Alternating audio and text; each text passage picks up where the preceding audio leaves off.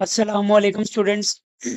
Welcome back to my YouTube channel. आज हम पढ़ेंगे चैप्टर नंबर 1 10th क्लास की इंग्लिश का, न्यू इंग्लिश का, हजरत Mohammad social reforms for the rights of women, orphans and slave. इस chapter का पैराग्राफ नंबर 1 और 2 हमने अपनी पिछली वीडियो में कवर किया था। आज हम पढ़ेंगे इस चैप्टर का paragraph number 3 and 4। So paragraph number 3 begins. Hazrat Muhammad's teachings fundamentally altered the status of women in Arabian society. हजरत मोहम्मद की तालीमात ने अरब मुआशरे में औरतों की हैसियत को बुनियादी तौर पर बदल दिया। फंडामेंटली होता है बुनियादी तौर पर, ऑल्टर्ड होता है बदलना। ही एम्फेसाइज्ड, आपने जोर दिया, द स्पिरिचुअल, रूहानी एंड मॉरल इक्वालिटी और इखलाकी मसावात ऑफ मेन, मर्दों की, एंड वुमेन और औरतों की, as stated in the Quran, जैसे कुरान पाक में बयान किया गया है। तो पूरी लाइन की ट्रांसलेशन क्या हुई? आपने मर्दों और औरतों की रूहानी और इखलाकी मसावात पर जोर दिया, जैसा कि कुरान मजीद में बयान किया गया है।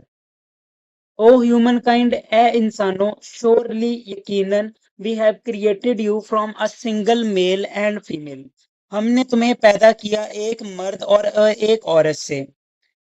And made you into tribes, और तुम्हारे कबाइल बनाए, एंड फैमिलीज और खानदान, so that you may no one another, ताकि तुम एक दूसरे को पहचान सको। And so build mutuality and cooperative relation, और बाहिमी ताउन और अच्छे ताल्लुकात कायम करो।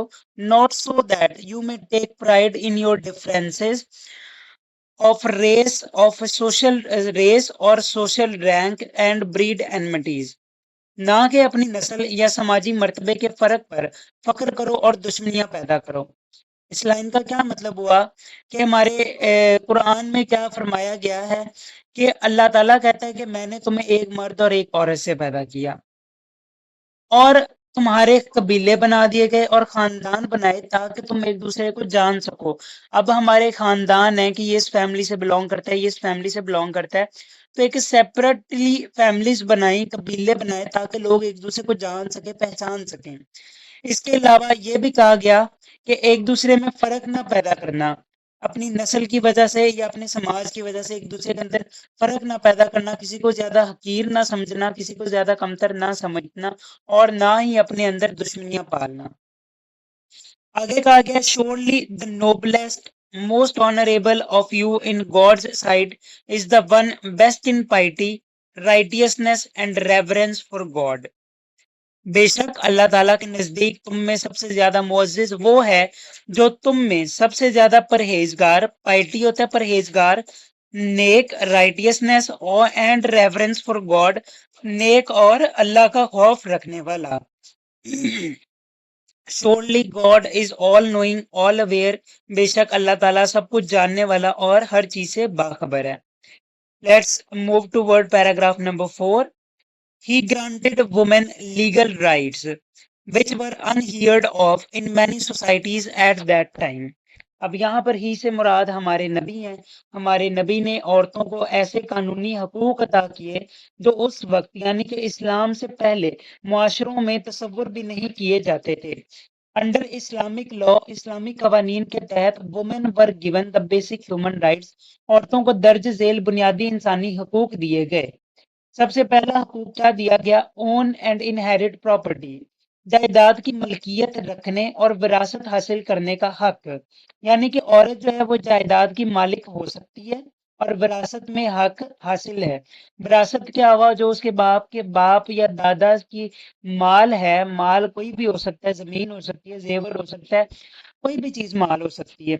उस माल के अंदर उस औरत को पूरा हक हासिल है, यानी कि मर्द के बराबर, मर्द को हक हासिल है तो उसमें औरत को भी हक दिया गया।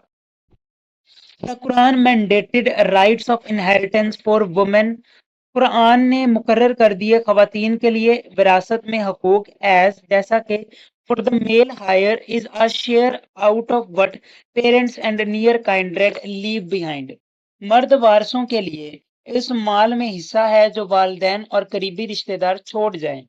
And for the female higher, और खवातीन वारसों के लिए is a share of but parents and near काइंड्रेड leave behind, اور عورت وارثوں کے لیے بھی اس مال میں حصہ ہے جو والدین اور قریبی رشتہ دار چھوڑ جائیں. whether it be little or much, a share ordained by Allah, God, ensuring they could inherit from their fathers, husbands and children. خواہ وہ وراثت تھوڑی ہو یا زیادہ، یہ اللہ تعالیٰ کی طرف سے مقرر کردہ حصہ ہے. اس طرح عورتوں کے لیے اپنے والدین، شوہروں اور اولاد سے وراثت حاصل کرنے کے حق کو یقینی بنایا گیا. اب اس سورہ نساء میں یہ آیت ہے، اس کا کیا مطلب ہوا کہ اللہ تعالیٰ نے عورت کے وراثت میں حق کو مقرر کیا. عورت کو اپنے شوہر، اپنے اولاد، اپنے والدین سے جو وراثت ملے گی اس کے اندر پورا حق ہے. شوہر کے مال میں حق ہے، والدین کے مال میں حق ہے، اور بچوں کے مال میں عورت کو حق دیا گیا ہے. اسی طرح اب اس پیراگراف کے اندر جو کچھ ڈیفیکلٹ ورڈز تھے، نئے ورڈز تھے، ان کے میں نے سینونمز اور میننگز الگ کر دیے. آپ ان کو پڑھیں، ان کو تیار کرنا ہے اپنے پیپر کے پوائنٹ آف ویو کے لیے، یہ بہت زیادہ ضروری ہیں. سب سے پہلے مینڈیٹڈ ہے، اس کا مطلب مقرر کرنا. آرڈرڈ اس کا سینونم ہے. ہائرز وارث کو کہتے ہیں. سکسیسرز وارث جو ہوتا ہے، آپ جیسے ہم اپنے باپ دادا کے وارث ہیں. کائنڈریڈ رشتہ دار کو کہتے ہیں. ریلیٹیوز ordained مقرر کردہ. ڈکریڈ انہیریٹنس وراثت ہیریٹیج. انشورنگ یقینی بنانا، گارنٹنگ. اس کے بعد ہمارا اگلا حق جو دیا گیا عورت کو وہ ہے کنسنٹ ٹو میرج، یعنی کہ شادی کے لیے رضامندی کا حق. آپ عورت کے ساتھ زبردستی نہیں کر سکتے، اس کو زبردستی کسی بھی مرد کے ساتھ نہیں اس کا نکاح کرا سکتے. اسلام سے پہلے عورتوں کا زبردستی نکاح کرایا جاتا تھا. اسلام نے عورت کو پورا حق دیا کہ وہ اپنی مرضی سے، اپنی رضامندی سے شادی کر سکتی ہے. Woman could no longer be forced into marriage. عورتوں کو اب زبردستی شادی پر مجبور نہیں کیا جا سکتا تھا. The Rasulullah emphasized that a woman's consent was necessary condition for a valid marriage. رسول اللہ نے اس بات پر زور دیا کہ عورت کی رضامندی ایک درست نکاح کے لیے ضروری ہے. اس کے اندر اس والے سیکشن میں جو ورڈز تھے وہ میں نے سیپریٹ کیے ہیں، آپ ان کو پڑھ لیں، ان کا اسکرین شاٹ لے لیں اور ان کو یاد کر لیں. اس کے بعد اگلا حق جو دیا گیا وہ ہے ڈیورس اینڈ مینٹیننس، یعنی طلاق اور نان نفقہ کا حق. Islam introduced rules regarding the fair treatment of women in divorce, including financial support. اسلام نے طلاق کی صورت میں عورتوں کے لیے منصفانہ سلوک کے اصول متعارف کرائے، جن میں مالی مدد بھی شامل ہے. مالی مدد میں کیا ہوگا؟ جو عورت کا حق مہر ہوگا وہ بھی اس کو دیا جائے گا. اور طلاق کے معاملے میں بالکل منصفانہ سلوک کرنا چاہیے عورت کے ساتھ. اگر بلا وجہ طلاق نہیں دینی چاہیے، نہ کہ آپ نے یہ دیکھنا ہے کہ کوئی وجہ ہے، ویلڈ ریزن ہے، اس کا پہلے سولوشن نکالو، بیٹھو اس کا حل نکالو، پھر اس کے بعد اگر پھر بھی آپ کی صلح نہیں ہو رہی پھر آپ طلاق دو. ادروائز طلاق دینا ایک ناپسندیدہ عمل ہے اسلام میں. قرآن نے فرمایا likewise there should be a provision for the divorced woman according to the customary good and religiously approvable practice as a duty upon the God revering. قرآن مجید فرماتا ہے کہ اسی طرح طلاق یافتہ عورتوں کے لیے معروف اور شرعی طور پر پسندیدہ طریقے کے مطابق کچھ سامان زندگی فراہم کیا جانا چاہیے. یہ پرہیزگار لوگوں پر ایک ذمہ داری ہے. اس پیراگراف کے اندر اس سیکشن میں مینٹیننس تھا، نان نفقہ سپورٹ، فیئر ٹریٹمنٹ منصفانہ سلوک، جسٹ ٹریٹمنٹ، فائنینشل مالی، مونٹری، پروویژن کہتے ہیں انتظام کو، سپلائی، کسٹمری رواج، ٹریڈیشنل، پائس پرہیزگار، ڈیووٹ. اگلا حق عورت کو ایجوکیشن اور نالج کا دیا گیا، یعنی کہ تعلیم اور علم کا حق دیا گیا. دا رسول اللہ انکریجڈ، ہمارے رسول نے، ہمارے نبی نے ترغیب دی، the pursuit of knowledge for both men and women, مردوں اور عورتوں دونوں کے لیے علم حاصل کرنے کی ترغیب دی ہمارے نبی نے. He said، آپ نے فرمایا، seeking knowledge is obligatory upon every Muslim. آپ نے فرمایا کہ علم حاصل کرنا ہر مسلمان پر فرض ہے.